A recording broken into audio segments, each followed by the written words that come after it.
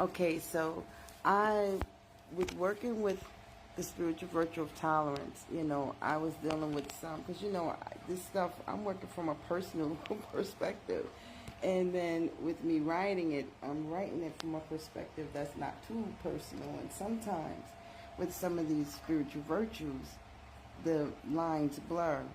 And because this is social media, I am not privy to having a whole bunch of folks I don't know so involved, or having so much knowledge of my own certain personal things.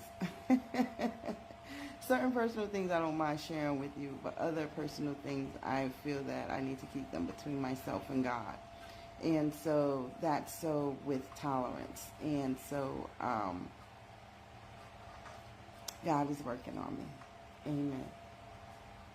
Let's get with this Bible reading now, because I have work in about 10 minutes. All right. And so, this is the Bible. Holy Bible, King Selassie version, official Rastafari version. Rastafari Holy Bible, King Selassie version, containing the original and New Testament, plus the books of Enoch, Jubilees, and the Kebra Nagast Excerpt. We in Ethiopia have one of the oldest versions of the Bible, but however old the version may be, in whatever language it might be written, the word remains one and the same.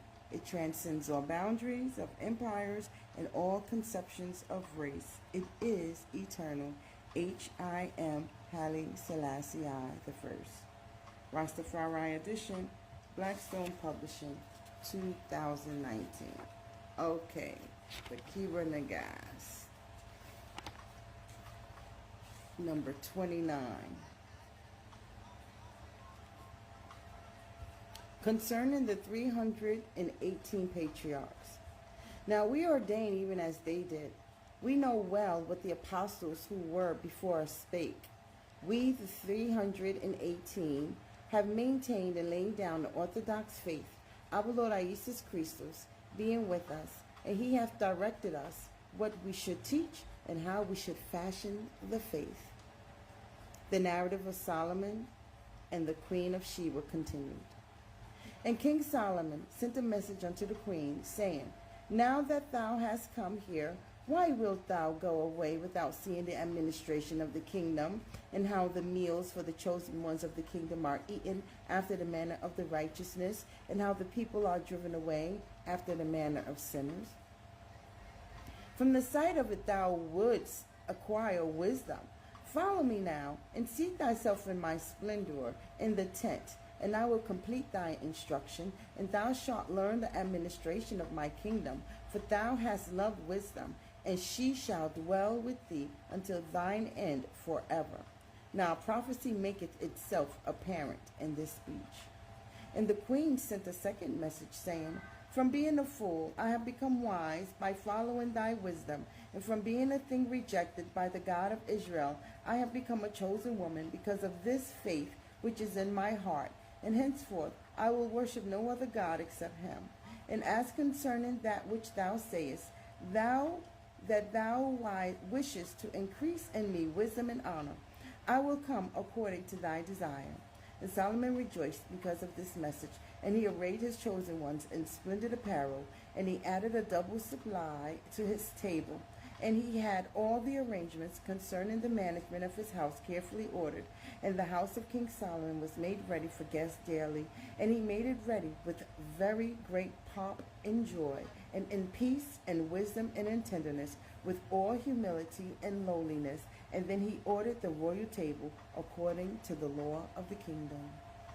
And the queen came and passed into a place set apart in splendor and glory, and sat down immediately behind him, where she could see and learn and know. And she marveled exceedingly at what she saw and at what she heard, and she praised the God of Israel in her heart. And she was struck with wonder at the splendor of the royal palace which she saw, for she could see, though no one could see her, even as Solomon had arranged in wisdom for her.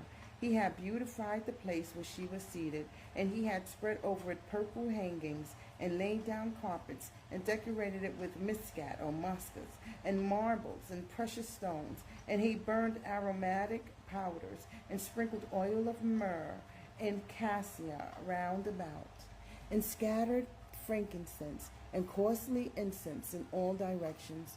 And when they brought her into this abode, the odor thereof was very pleasing to her. And even before she ate the dainty meats therein, she was satisfied with the smell of them. And with wise intent Solomon sent to her meats which would make her thirsty, and drinks that were mingled with vinegar, and fish and dishes made with pepper.